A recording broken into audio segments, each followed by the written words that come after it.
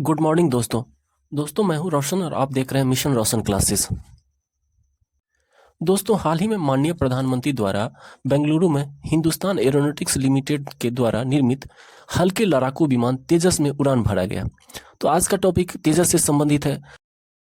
Topic शुरू करने से पहले हम लोग भारतीय सैन्य शक्ति की पृष्ठभूमि पे बात कर लेते हैं। दोस्तों भारत के पास दुनिया की चौथी सबसे बड़ी शक्तिशाली सेना है।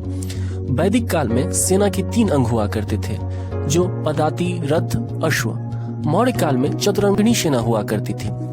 तो आधुनिक काल की बात करें तो ईस्ट इंडिया कंपनी के सैनिक द्वारा भारत की रक्षा खैबर दर्रे से कन्याकुमारी तक की जाती थी। भारतीय सैनिक का भी योगदान हुआ करता था। ग्लोबल फायर पावर के अनुसार विश्व की चौथी सबसे शक्तिशाली सेना भारत की है। दोस्तों अब हम लोग तेजस के बारे में जानते हैं। तेजस एक भारतीय निर्मित इंजन लड़ाकू जेट है, साथ ही यह एक सुपरसोनिक लड़ाकू विमान है। तेजस हवा से हवा में ईंधन भरने में सक्षम है। यह पूरी तरह से मिसाइल से लैस लड़ाकू विमान है। दोस्तों वर्ष 1983 की बात है, भारत ने लाइट कॉम्पैक्ट एयरक्राफ्ट प्रोजेक्ट पे काम करना शुरू किया था। इस प्रोजेक्ट के 18 वर्ष बाद वर्ष 2001 में भारत के इंडिजीनियस फाइटर एयरक्राफ्ट यानी स्वदेश निर्मित फाइटर विमान ने उड़ान भरी।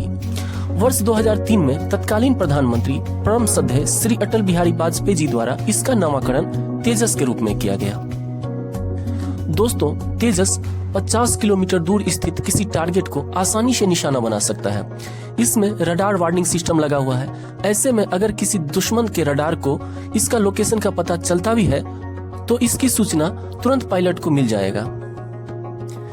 दोस्तों जैसा कि इसमें बताया गया है, Modi recent flight on the twin seat variant of the Tejas light compact aircraft highlight the determined political push for the development and induction of indigenous fighters.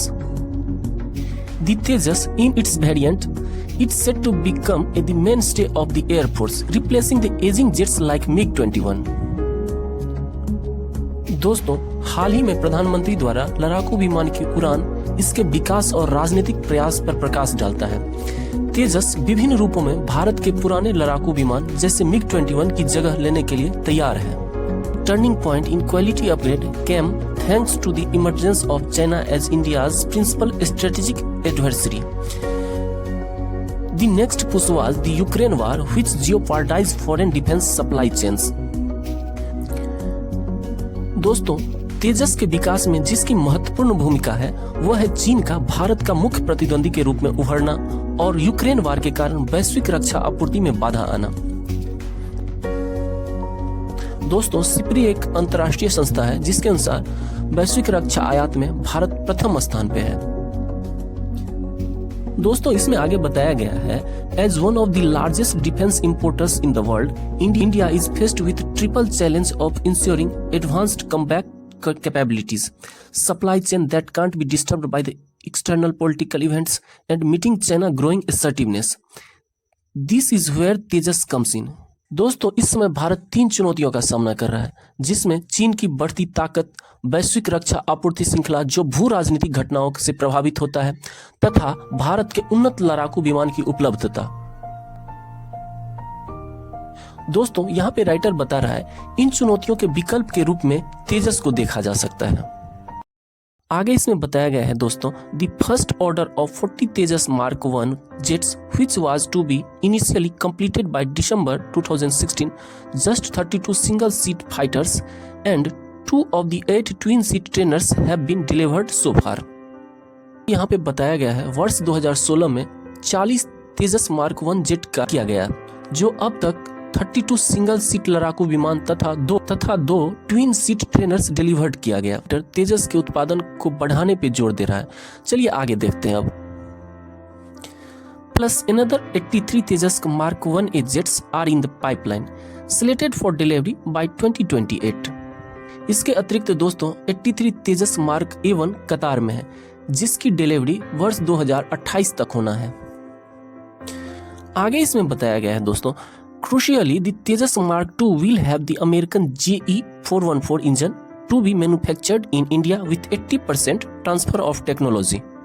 एक अन्य तथ्य जो महत्वपूर्ण है दोस्तों, तेजस मार्क 2 में अमेरिकी G414 का इंजन होगा, जिसका निर्माण भारत में होगा।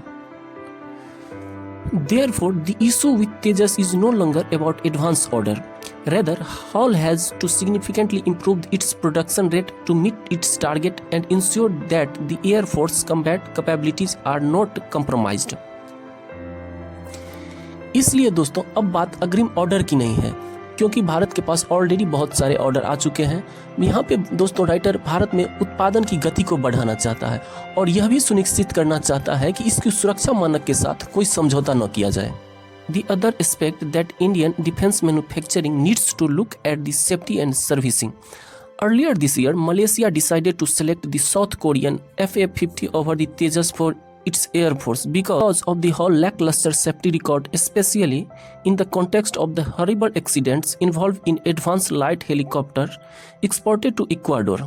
दोस्तों यहाँ पे राइटर एक घटना का जिक्र किया है जिसमें इस वर्ष के शुरुआत में मलेशिया ने हिंदुस्तान एरोनॉटिक्स लिमिटेड से डील को तोड़कर साउथ कोरिया की F-50 से डील किया है, जो भारत के हित में नहीं कहा जा सकता है।